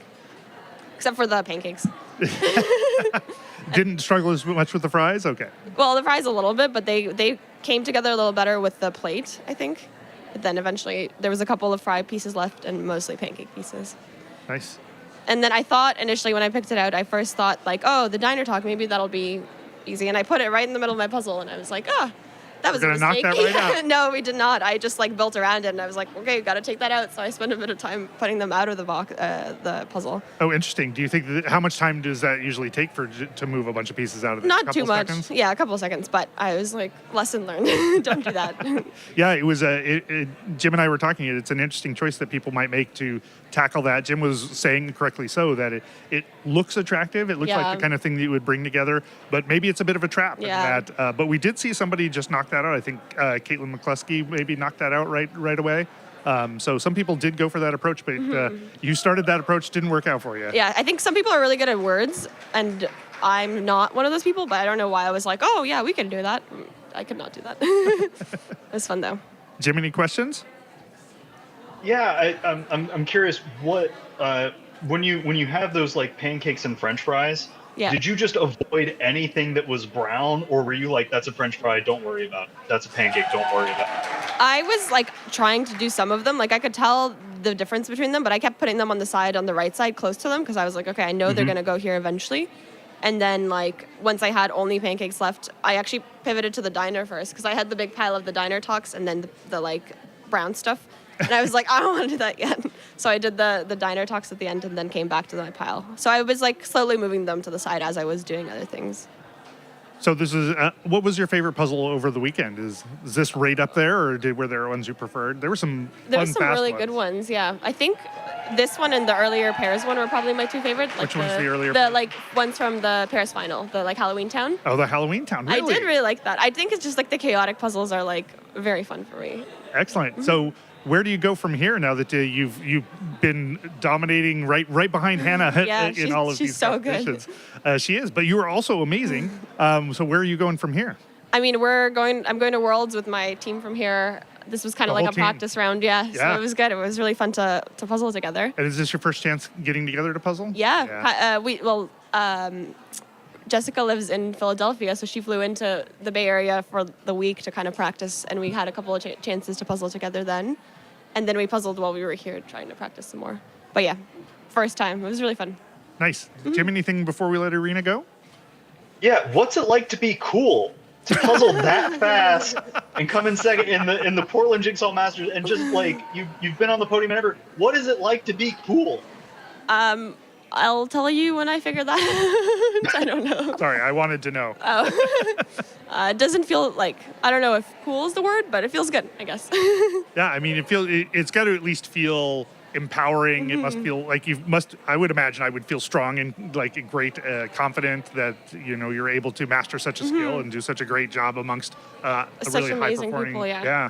It feels cool, like seeing the improvement, because I think like last year I did not come anywhere near the top, and just like, it's fun to like work on something and like, I guess see myself improved. I didn't do any sports when I was young.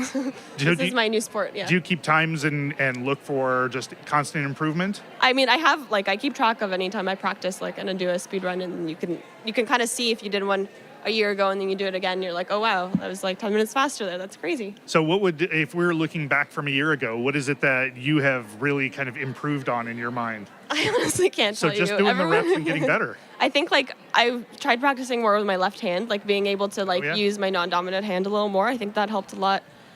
And honestly, I don't know, just more reps. Probably the Rainbow Cats helped a little bit, just getting faster and knowing I can do it. Like, Right. I don't know. Right, it really is a thing to know that you can You go can, fast. yeah. And just remember that you are fast and that you can, but you have that gear to go into. Mm-hmm. Absolutely. So where can people follow you on your road to Worlds? I guess Instagram, my Irina.puzzles, very easy, yeah. But feel free, we'll see how much I post, but I'll try. Well, I'm sure that all of us would love to follow along. So thank you so much for coming up here. Congratulations on such a great weekend. Thank you so much. This was very fun. It's Thanks been for great having you me. here. I appreciate it. You too, thanks. Congrats. So excited for Irina. She has worked so hard to improve her times and her puzzling, and it's really great to see it paying off. It is. And then coming right up to the stage right after her, Andrea, welcome back. Yes, thank you. Scooch right on up there. How are you? You look much happier doing this puzzle than maybe you did the last time I saw you. Did you enjoy this puzzle? It was a crazy finish. It was a crazy finish, so tell me your experience of that finish. Well, I don't listen to any music or use any headphones or anything, so I could hear people around me saying, like, they're both, like, just a few pieces away. I'm like, I get it in. So that make your hand shake? And Oh, yeah, the last two pieces, they were a mess trying to jam them into their holes, so. And did you get a sense of the sort of drama that was unfolding over at Beatrice's side? Yep, I did. As soon as I got my pieces in, I looked over and I saw her frantically still looking for a piece. I'm like, did I actually? Yeah. So how did you feel coming in third on this one? I am so excited, Yeah? because I had very little expectation, because like there's so many of us that like we're right up here. So I'm like, if I do great, that's great. But if not, I'm just happy to be here. So. Yeah. So did this puzzle work in your specific direction? Was it good for you? Yeah, pretty good. Like it's very much a lot of pick and placing gonna of say, things. pick and There was a place. few little sections that were easy to build off the side, so that was nice to have a start before it was like, okay, and place this piece and place these ones. So yeah, What were your thoughts related to the neon sign in the middle? I saw that and I'm like, that's too big. Don't do it. Oh. So Yeah. So some people went in for it. Some people, Irina started doing it and determined it wasn't a good idea. We saw, I think, Caitlin McCluskey go in and actually finish it. But we saw a lot of people just be like, yep, nope. I'm Yeah. going to put it off to the side. Yep, I didn't even gather it because I'm like, nah, it's too big and it's not specific enough. So I'm like, that will be much easier to fill in later. So Were there parts of this that you really enjoyed putting together? I like ice cream. So that and all the delicious cherries look great. So Did you read? Did you get a chance to read all of the little words that were I around did there? not yet. All right, more to explore. Yeah. Yes. Jim, anything you'd like to ask? Yeah, whenever something like this pops out of the box, what is like the initial reaction on seeing something like this? Like, did your brain break it down and go, this is kind of a collage, or this is chaotic, or this is like another puzzle I've seen, but like, what was your thought process when you first saw it? Yeah, just like it's very busy. I guess I didn't say like collage in my head. I was just like, okay, I got plates. I can look at the plates, learn those, learn the backgrounds. This little pattern up here in this corner by these people, and pink over in that corner. So like I just kind of broke it down a little bit as I was flipping and sorting it. So yeah. Yeah, that's really excellent. I guess another, I've been asking some of the other people, how does it feel to be at the top of the podium in the Portland Jigsaw Masters here? Very exciting. Like it was kind of a last minute decision to come out here because my friend Allie was still looking for a pairs partner. So I was like, I'd love to puzzle with you again. So I'm like, might as well do them all while I'm here. That's awesome. So what's next for you here? Food. And then what's next after this? Where are you competing again next? Do you have that on your radar yet? Not exactly. I don't think. I generally have a lot of small competitions in Michigan, just team competitions that I do You've got at plenty of competition. libraries and whatnot. So, yeah, nothing real big plans. And then Like, heading off to Worlds. I am not. Not heading off to I'm Worlds. actually expecting in December, so Oh, congratulations. Worlds got pushed off for at least another year. So, Okay, all right. Where can people follow you? I have a Instagram. Oh, do you happen to know what it is? I'm guessing you must use it a lot. Oh yes, I use it all the time. I don't think I've actually made a post, but Joyful Heart Puzzler. Joyful Heart? Yes. Oh, that's awesome. I don't So- know that I follow you. Yeah. I'm newer, and like I said, I haven't posted anything, so it's mostly just like if Allie tags me in something or other It just people. gives her a person to tag, yeah. Yes, it's just like then people see little snippets of what I'm doing. So. Jim, anything before we let her go? I'm just really excited for you, and really thrilled that your last minute decision turned out to be a great finish for the competition here. That's Yeah. got to be real. You should make more last minute decisions to do Right. competition. Absolutely. You were fun to watch, so I appreciate you coming out, and nice job. Congratulations. Thank you so much. Yeah. All right, looks like the playing field is thinned out quite a bit here. I'm counting maybe 4 or 5 people still going, maybe even fewer than that. And they're all pretty close here. We can see. I can't read the name there, but they're about 3 pieces away. Get them in. Those French fries and pancakes causing trouble for everybody. Yeah, let's see. We got that one. I see got somebody near Got 'em the in. podium here. Congratulations.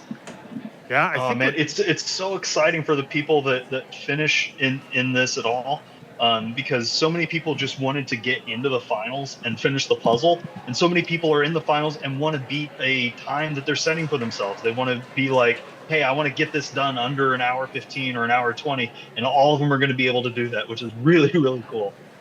Yeah, I'm looking to see if we've got many more people out there in the field. I see one other person out in the field because we brought Jacob up to the stand, and I really want to use some of his time because he's done some great work. But I think we may be running right out of people. Yeah, it looks like it. What was your thoughts on this puzzle, Jacob, who was watching it from the sidelines? Again, I'm not a speed puzzler, and today made that even more clear. I'm happy to not be one because it looked like this one was tough. So I'm impressed with the times. It was really fun. Yeah. In fact, I think that if we can, if the folks from AV department can help us out and switch over to Jacob's laptop, I think there's a topic that I can see on your laptop that we've been talking about pretty much all weekend that I think would be a great thing to talk about. And I'm really curious, especially now that Jim's here, to hear his thoughts as well. So, again, a little bit of a stats break here. Maybe put Karen in the small box as we talk about this. Want to see her finish. Oh, yeah, bring please. the last person in because she's on the last 5 pieces or so. There we go. There we go. Perfect. Great, yeah. So hopefully you can see the screen, Jim, but if you can't, what we're looking at here is the fastest times recorded on My Speed Puzzling for a first try of a 500-piece puzzle every month, going back about 3 years. So the y-axis here is that time that was recorded each month, the fastest one, and on the x-axis is each month. And it sounds like you've been talking about this a little bit, but one of the interesting questions is there a limit to how fast people can go on a first try 500-piece puzzle? We saw that the winner here today was, I think, just about 39 minutes. Nice job, Karen. Just to interject here real quick, I think that may take us to the end of the folks that we have out there in the field. Nope, I think we've got one more person here. I don't know who that is. We'll see if we can get that name.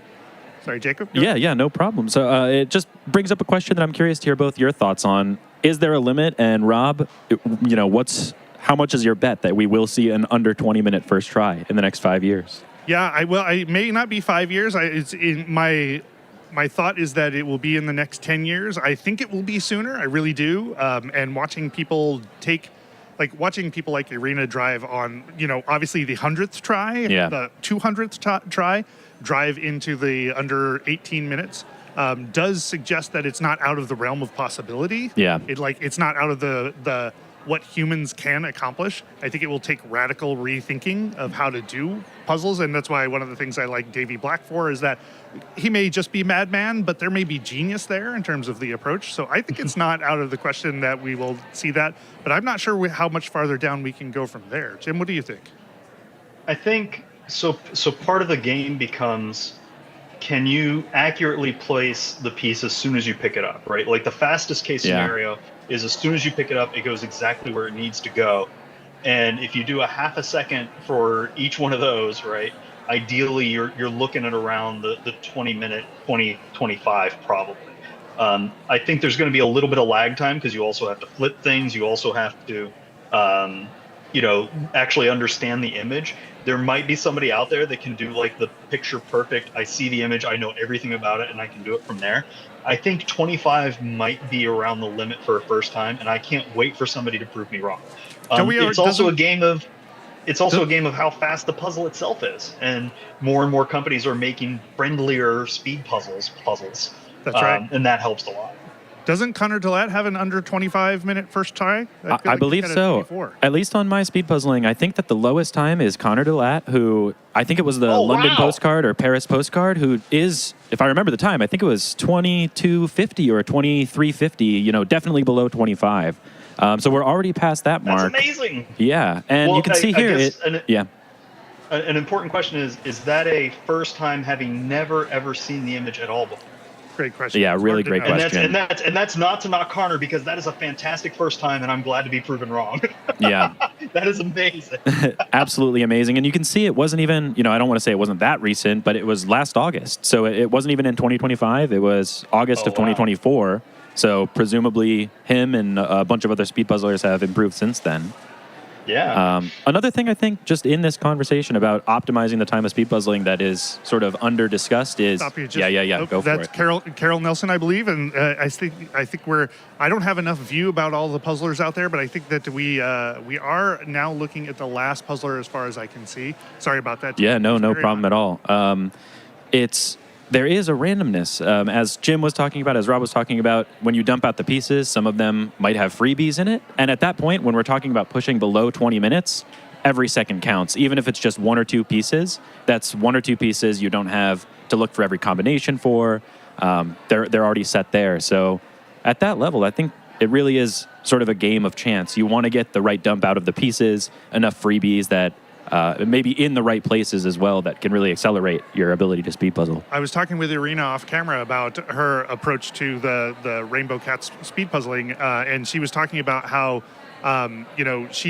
it is a lot about once you get to a certain level, it's just about how they fall. Yeah. And so she had to do it over and over and over again. And I was like, well, was the 17-ish minute, the under 18 minute, the last one you did? She said, no, I did it many times after that, looking to see if the pieces fall in a way that's particularly helpful for it. But so it's definitely, and there she's a nice job finishing up there.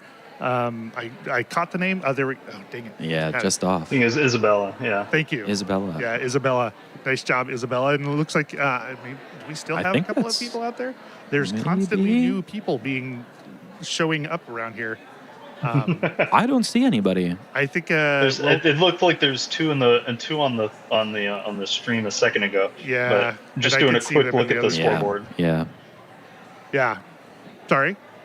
No problem. I think. Yeah. So I think that it is definitely the case that younger folks like Connor, I think, are much like in the speed cubing world, are going to represent a certain class of people who have a certain kind of approach to things, a certain mental capability, a certain maybe desire to continue doing the same thing over and over and over again. Yeah. Who can do, like you're saying, Jim, be able to glance at a picture and hold onto that in their brain, translate that into the pieces that they see in front of them without a lot of extra work. Who are going to be the ones who are likely to set the new record. So I think that, I use speed cubing as sort of a mental model for myself about how things evolve. And we're seeing more and more young, especially boys, putting in some phenomenal times. So that's sort of where all my thinking around this is coming from. It makes a lot of sense. I mean, we're also seeing people use strategies like memorizing what the cut looks like. If you know that the 4 outs only have so many spots on a Ravensburger puzzle, you can go, okay, here's my out. It's going to go in one of these 4 spots and just quickly drop it about where it ends up. And that's kind of getting to that stage of not really thinking about what the piece is so much as knowing immediately where it goes as soon as it's in your hand. Yeah, and I seem to recall talking to Connor. I know the rumor was that he had memorized the Ravensburger cut. I think in talking with him and his mom, he has it largely memorized, but not completely memorized. And I know that folks like Victor out of Poland are rumored to have a large set of the Ravensburger puzzle cuts memorized. So again, if you're a young kid, again, especially boys who are doing puzzles over and over and over again, you have the time, then those are the kinds of things that you don't have all kinds of other thoughts going on in your head. You're not having to worry about mortgages or jobs or things like that. And so you have the sort of mental space and the mental time to put into those facts into. And break 20, hopefully soon. And if you have a squishy brain that can take all of this stuff in, then I think the more we talk, the more I'm convinced. I was sort of on the fence about it, but I'm feeling better about this. Just takes one too. That's all we're looking for is one attempt below 20. Yeah, in competition. In competition, one attempt on a 500 new puzzle in competition. I think that's where we start seeing delineation. Is it in competition? Or like what is the scenario in which you're getting the puzzle, right? Yeah. And that's not, again, I'm not knocking anybody. Like I don't know how Connor does it, because that's amazing. But I think that there is a difference between I have a new puzzle and I know exactly what it is and I've been thinking about it for a little while and then diving into it, versus it's fresh out of the bag and nobody has ever seen it before until that moment. And there might be a case for sort of like in speed running video games where there's different categories of max speed for things. There's glitchless runs, there's runs where you have to do specific tasks in a certain order, that kind of thing. I think speed puzzling might go that route in terms of looking for maximum times. Yeah, I think it would be really funny because we're seeing the emergence of, as you said, Jim, people making puzzles specifically to be speedrun. I know that Michelle with the EJJ has made a puzzle that is meant to be fast, and I know that there are a couple other lines if you're of still puzzling, please Let keep Lane talk here for a second. puzzling. Yeah. Keep puzzling. Don't stop. It's very soothing. Keep puzzling. We believe in you. But I know that there's a Soon couple other as brands. The last finisher is done, we are going to have our award ceremony. So There's a couple. hang with us. Oh, come on, Lane, you can do this. There are a couple other brands that are making speed-specific lines, and so I think that it's really interesting to see that we may see a confluence of high performance coming from individuals who are working at a specific mindset, a specific capability, meets a set of puzzles built to maximize that, and maybe to your point, Jim, a set of rules that maybe is meant to enhance that. So maybe we get under the line by a little bit of flexing of the rules based on where they are today, but maybe not. We'll see. And it will be interesting to see if the reason that we get to flexing the rules is because we have people pushing the boundaries so hard that a rule change would obviously unlock another interesting possibility space. Yeah, especially if it gets to a point where the whole point of speed puzzling is to memorize piece cuts. That's definitely a different type of skill that I think is, something that is remarkable in and of itself. But it's a totally different category. Yeah. Well, and you might even start seeing it break down by brand, right? Like, is it possible to have a sub 25-minute time first time 500 on a boardwalk puzzle, right? Yeah. Like boardwalk has been developing newer and newer cuts, and those tend to trend slower than a lot of the consistent Ravs or even Cobble Hills, right? Which is pretty wild. That's a really great point. I know that you've got a graph of some Cobble Hill information here. Thank you. And I think that that's really interesting. If we can maybe get that graph and then get Samantha, continue to keep her on the screen as well. But different brands have different speeds that are possible. So it could be very much your point is that, you're going to run a Cobble Hill and there's a maximum that is set for a Cobble Hill. In fact, probably we could already tell everybody, like, that's an easy stat to get. Maybe Definitely. people already know. And that it just is a delineation, and maybe, a sub 20 score is only going to happen on a very specific brand in a very specific way. Yeah. I think it's also going to be fun as puzzling gets more and more international. It's going to be really cool if Cobble Hill takes off over in like Poland or the EU, where you have some of the like really, really speedy speedsters that are excited to do weird, to do random cuts or different kinds of things. how much that starts to like shift these values around a little bit, because some of the brands aren't worldwide or as well or as common. Sort of like in the States, we don't typically get a lot of heya, but those pop up into the data as well. Tell us a little bit about this graph. It looks like we're getting a little bit of noise. Apologize for that on the stream for the graph. But tell us a little bit about this, Jacob. Yeah, so what we're looking at here is just on my speed puzzling. We had these bar charts that were broken into solo, duo, and team times, and the median time recorded for a first try, as a solo, duo, or team. And as we were just saying, it really does appear that Cobble Hill stands out as maybe a more difficult puzzle, whether that's because of the image or the piece cut. You can probably look into that. But you can see sort of consistently it is a minute or two slower, at least in the solo category, compared to these other brands. Yeah, I mean, it looks like from this graph we're seeing across solo, duos, and teams the same sort of Minute boost, per person, yeah. or reverse boost lag, I guess, in terms of the Cobble Hill puzzles. Yeah. And it'd be, interesting to compare whether it's a random cut brands, if this is consistent across only random cuts, or if it's just a unique Cobble Hill feature, maybe because of their image or a combination of the two. This would be a good time to plug that we've got a Jigsaw Puzzle Stats Nerds podcast, or not podcast, Discord. Maybe a podcast one. Maybe a podcast. It could be, I mean, the three of us, we could go pretty deep on a podcast if people wanted to hear super nerd. This is where Jacob started posting things like this to that Discord, which is a great place if you are into a deep puzzle stats nerd. We're excited about getting data. We're excited about visualizing data. As I've said before, it is long pauses of emptiness and then short bursts of exuberation. So if that's the kind of thing that you are interested in, probably easiest to reach out to me. I think it's a closed group. So you can find me at peace_talks on Instagram. But I love, Jacob, that you've just dug in. Not a avid speed puzzler yourself. No. And bless the community with your investigations. As of last night, 2 recorded times. Yesterday, I had only 1 recorded. It was Disney Color Palette. And then I did the Sprint 70-piece last night. And I finished in like 21 minutes, just beyond the cutoff. But congrats. I kept going. So I was proud of it. I was a little salty because I had something oriented vertically when it was horizontal the whole time. So had I known that, look out, first place. Yeah. That would have been. That's right. I would have been coming in there. Yeah, it was great. There was a sprint competition after the main competition here at the Portland Jigsaw Masters yesterday, and it was good to see people just kind of get down by, it was a 75-piece puzzle, I think it was. Yeah, I think so. Everybody just kind of gets together, have a good time, knock that puzzle out.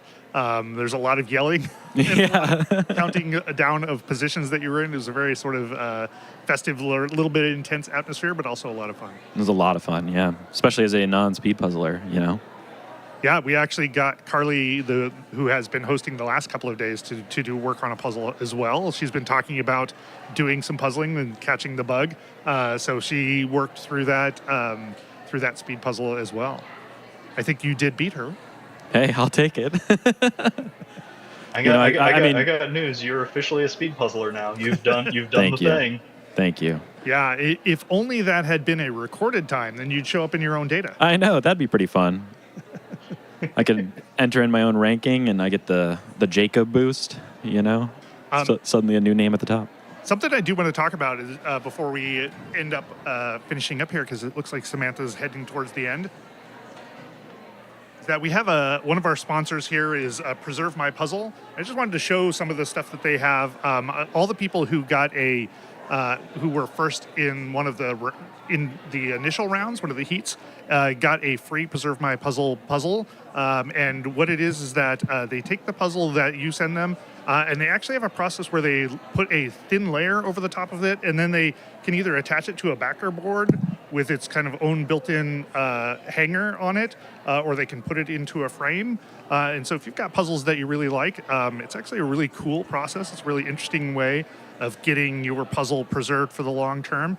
everybody who's here got a discount in their swag bag, so that's a thing that you could take a look at. But I thought it was actually super cool. I don't do a lot of preserving my own puzzles, but if you're the kind of person who really has a special puzzle, you know, especially if you had one custom made for you, it's a really great option of getting something that can stand the test of time, because it's not just a puzzle, you know, glued to a backboard, but they actually do a very strong adhesion. They put a protective UV layer over the top of it. It's really great. So that's preservemypuzzles.com if you want to check that out. One of our fabulous sponsors. I've preserved one puzzle in my life, and I got glue all over myself. So Yeah, you can have it professionally done. Exactly. That's a great way to preserve a memory. I wonder if any of the competitors are going to preserve this puzzle as a way to commemorate their time at the Portland Jigsaw Masters. Oh, it looks Also, Jacob, fantastic job with the data. That's really fun to dig into numbers like that. It's really, really cool. Thank you. Yeah, I enjoy it, and I'm hoping that we get a few more people in that Discord from, you know, this event. Reach out to Rob. There's a lot of possibility and stuff that I haven't touched, that we haven't touched, and also doing new things. One of the things that I'm really interested about, it's a whole different type of data. If you're, you know, bored one day, is, you know, going back to your time lapses or recordings and trying to actually map sort of a within a puzzle piece per minute. You know, are you actually starting faster at the beginning? Are you closing in faster? Yeah. So it's definitely challenging to get that data, because you have to sit there and watch yourself puzzle and then record all of the times.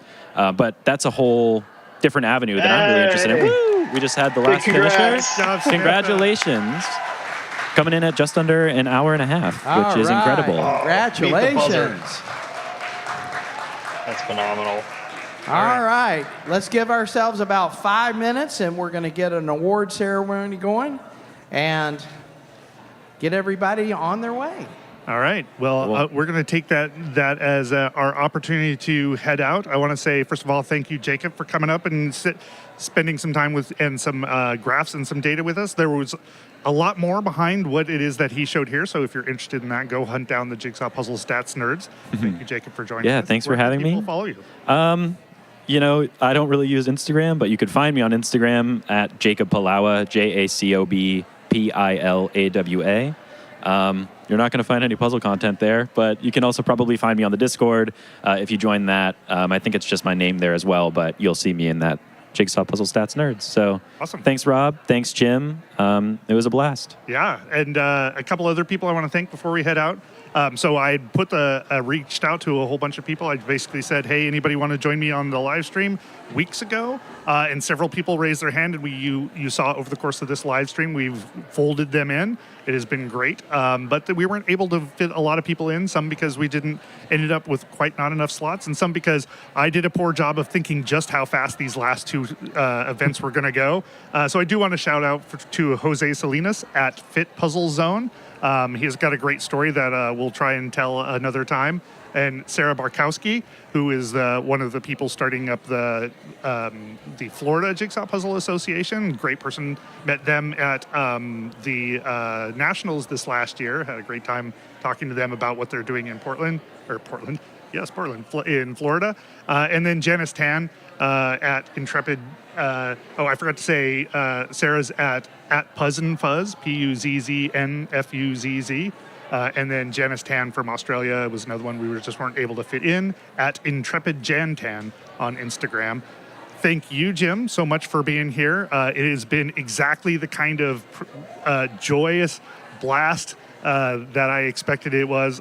People should 100% go seek out all of the Euro Jigsaw Jam content that has Jim in it. It is amazing. If you liked what he did here, you will get it in spades there. I never have gone back and listened to your live stream from the Nationals, so this is a good reminder for me to do that as well. Where are you going to be appearing again soon? I think this later this week I'm on another Euro Jigsaw Jam. So if you haven't been thoroughly annoyed by my voice yet, you got one more shot here. But I really appreciate your kindness. And thank you for having me on. It's a blast, and it's an honor to get to watch people doing excellently at something that they want to be excellent at, and it's really, really wonderful. So thank you very, very much. And also, for those of you listening, check out Peace Talks, run by Rob Shields. Great podcast where he an excellent an excellent interviewer. When I say that, I need to underline it. An excellent interviewer, talking with some of the top speed puzzlers, the mover and shakers in the puzzle community. Fabulous information inside of there, and just a really lovely time. Rob is a fantastic human being. And what is that merch on your shirt there, Rob? I have a Peace Talk shirt. I have stickers. If anybody's listening to the live stream at this point, I got stickers. Occasionally do shirts, although we're still figuring that part out. But, probably at this point, a shirt in the mail for you coming up, Jim, for hanging out and helping out. Yes, I always wanted a shirt. That's great. Thank you so much. Where can people follow you, Jim? Can follow me on the grams at nerd_puzzle. Awesome. I'm just going to run through a few other people that I want to make sure that we thank. Jim, you can hop off or hang out if you like. I wanted to give special thanks to Dr. Tober in the chat, who's been doing an excellent job this entire weekend, engaging with the chat, dropping in content, making sure that the conversation is lively and interesting. I set him up early and said, here's kind of what I am thinking, and I haven't really even seen him since. And I glanced through this stuff and is just doing amazing work. So I wanted to give some shout out to him. Obviously, for the Portland Puzzle Company for putting this event together, bringing us on. Lane and Andrew Weatherly for running this competition, making this event in Portland so iconic. Great job there. Want to run through our sponsors. We already talked about Portland Puzzle Co., who's put this on. Cobble Hill obviously did an amazing job bringing 5 different unreleased puzzles to the competition. We've got Goodway, Zacco, and La Puz. Also great sponsors. We had Zach from Zacco on earlier, and then Aurora completing the puzzle, and Preserve My Puzzle, as we just saw. Sponsors that without sponsors like them, events like this can't happen. So thanks to them all. Let's see here. The event here was put on at Avenue Portland, which is a great venue, and the AV department, that's the actual name of the production company, has been doing an amazing job, as they did last year, in supporting us and helping push the live stream forward and making it the best possible Okay, guys, version we're of going to this. do it at 2:15. All the 2:15 wonderful is now volunteers. I'm going to talk over 2:10. Lane. All the wonderful volunteers who've helped make this happen, and especially Brandon, who's been the sort of lead of the volunteers and a great member of the Portland Puzzle Company, and all the competitors, spectators who've been here over the course of the weekend has made this such a great event to be at. And then finally, the people on the stream. Great comments, great feedback. We've really enjoyed having you here. So thanks to everybody. I think that's all I have to say. You can follow me at @_Peace_Talks, and we'll see you in 2026.